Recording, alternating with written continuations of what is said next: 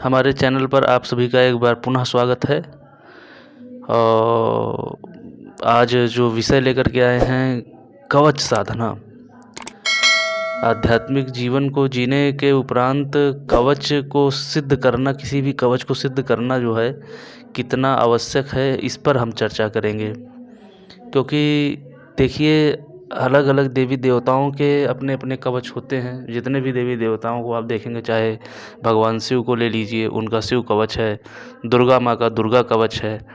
और इसी तरीके से 10 महाविद्याओं को ले लीजिए, 10 महाविद्याओं के भी अपने अपने कवच हैं। मतलब कि हर एक देवी देवताओं का, यहाँ तक कि भगवान विष्णु का भी कवच अपना है, नारायण कवच।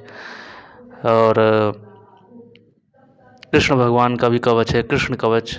यहाँ तक कि राधा रानी का भी कवच आता है, राधा कवच। तो इस तरीके से देखते हैं तो अपने इष्ट और आराध्य के कवच भी होते हैं। और साधकों को चाहिए कि वो अपने इष्ट आराध्य के, जिनकी भी पूजा उपासना करते हैं आप सभी, तो उनके कवच को भी सिद्ध करना ज़रूरी रहता है। जिस किसी की भी आप पूजा पाठ करते हैं, उनके उनके कवच को सिद्ध करना जो है आपकी प्राथमिकता होनी चाहिए। इसी उपक्रम में हम आज चंडी कवच के विषय में चर्चा करेंगे कि चंडी कवच जो दुर्गा सप्तशती के अंतर्गत वर्णित है, यह अपने आप में कितना अच्छा है और कितना जो है बड़ा है कवच। इसमें जो है टोटल 60 श्लोक आते हैं और 4 इसमें और बढ़ जाते हैं। इसमें मध्यम चरित्र के अंतर्गत जो चौथा अध्याय है देवी महात्म्य, वहाँ पर जो वर्णन मिलता है कि सूलेन पाहि नो देवी पाहि खड्गेन चा अंबिके घंटा सुनैन ना पाहि चाप जानी सुनैन चा।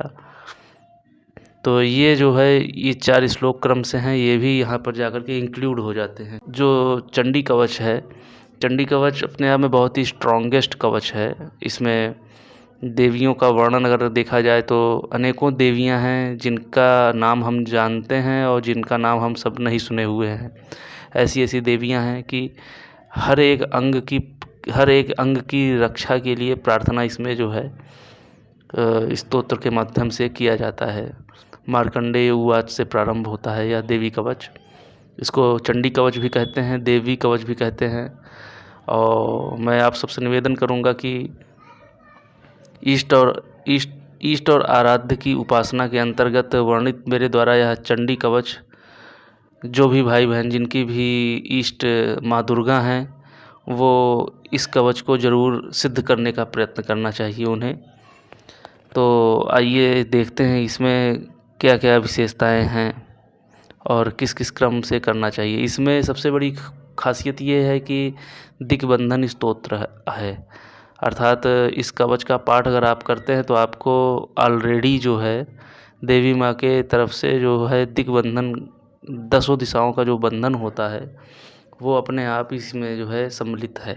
दिग्बंधन मंत्र से अपने आप सम्मिलित है, जैसे कि प्राच्याम रक्ष प्रतीच्याम चा चंडिके रक्ष दक्षिणे ब्राह्मणेनात्मशूलस्य उत्तरस्याम तथैश्वरी। ये सब दिग्बंधन स्तोत्र के अंतर्गत ही वर्णन है इनका। और चंडी कवच का पाठ का क्रम ये है कि इसको किसी चंद्र ग्रहण या सूर्य ग्रहण में सिद्ध करना चाहिए, आराम से बैठ करके, आसन पर बैठ करके। ऐसा माना जाता है कि इससे जो है जाप करोड़ों गुना अधिक फलदायी हो जाता है।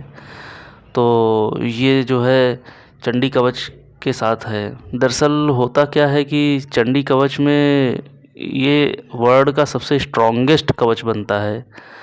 अगर देखा जाए तो 100 तांत्रिक या 1000 तांत्रिक भी अगर मिल जाएं, अगर किसी व्यक्ति का चंडी कवच सिद्ध है तो उसका कुछ भी उखाड़ नहीं पाएंगे, उस व्यक्ति का, उस साधक का।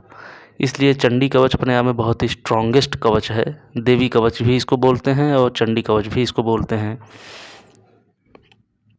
इसमें बीच बीच में हवन भी करना चाहिए, हवनात्मक पद्धति का भी प्रयोग करना चाहिए। चंडी कवच में जैसे जिन भी भाई बहनों का यह कवच सिद्ध हो गया है या जप रहे हैं, तो कवच की पोटेंसी बढ़ाने के लिए, उसकी जो है उसकी तीव्रता को बढ़ाने के लिए बीच बीच में गूगल और घृत से हवन करना चाहिए। और मैं यही निवेदन करूंगा कि जो भी भाई बहन चंडी कवच अगर करते हैं तो हवन ज़रूर किया करें 15 दिनों में या 1 महीने में एक बार जो है